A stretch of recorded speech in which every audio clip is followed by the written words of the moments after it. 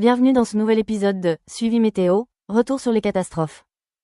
De temps à autre, une tempête se forme et bouleverse notre compréhension de la vulnérabilité et des risques géographiques. En mars 2019, le bassin sud-ouest de l'océan Indien a engendré un système qui a précisément fait cela, s'imposant comme le cyclone tropical le plus meurtrier jamais enregistré dans la région et le deuxième plus meurtrier de l'histoire de l'hémisphère sud. Il s'agissait du cyclone tropical intense Idai. Le parcours catastrophique d'Idai n'a pas commencé par des vents violents, mais par une dépression tropicale lente et chargée d'humidité qui a stagné au-dessus du nord du Mozambique et du Malawi le 4 mars. Avant même d'être nommée, cette dépression a déversé des pluies torrentielles incessantes, provoquant des crues éclairs généralisées qui ont coûté la vie à 126 personnes. Après avoir déversé son humidité sur les terres, la dépression résiduelle a dérivé vers l'est, au-dessus des eaux exceptionnellement chaudes du canal du Mozambique. Là, elle a trouvé un véritable réservoir d'humidité atmosphérique.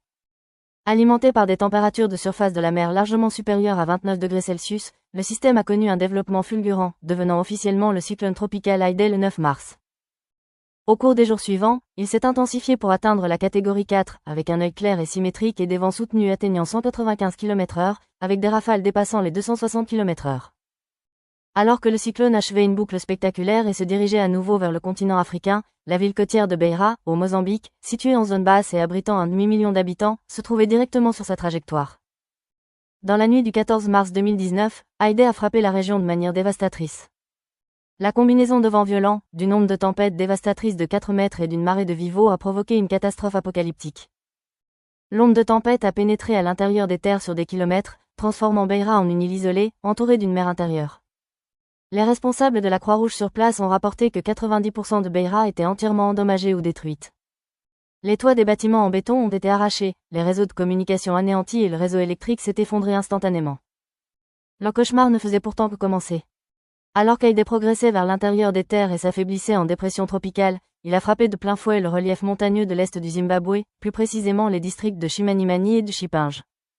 Les montagnes ont contraint le système à déverser plus de 400 mm de pluie en un laps de temps incroyablement court. Les flancs de collines saturés ont cédé, déclenchant d'immenses et terrifiants glissements de terrain qui ont emporté des villages entiers, des ponts et des milliers de maisons en pleine nuit. Au total, le cyclone Idai a laissé derrière lui un sillage de destruction inimaginable au Mozambique, au Zimbabwe et au Malawi. Il a fait 1593 victimes, des milliers de disparus et plus d'1 million de déplacés. De vastes étendues de terres agricoles, près de 400 000 hectares de cultures, ont été entièrement submergés quelques jours seulement avant la récolte annuelle, plongeant la région dans une grave crise alimentaire de longue durée. Conjuguée à une épidémie massive de choléra après la tempête et à des dégâts estimés à plus de 3,3 milliards de dollars, la tempête Idai est devenue la catastrophe naturelle la plus coûteuse de l'histoire africaine. Elle demeure un rappel poignant de la façon dont un seul système orageux de longue durée peut redessiner le paysage d'un continent entier. Ceci était un nouvel épisode de Weather Follower, retour sur les catastrophes. Merci de nous avoir suivis.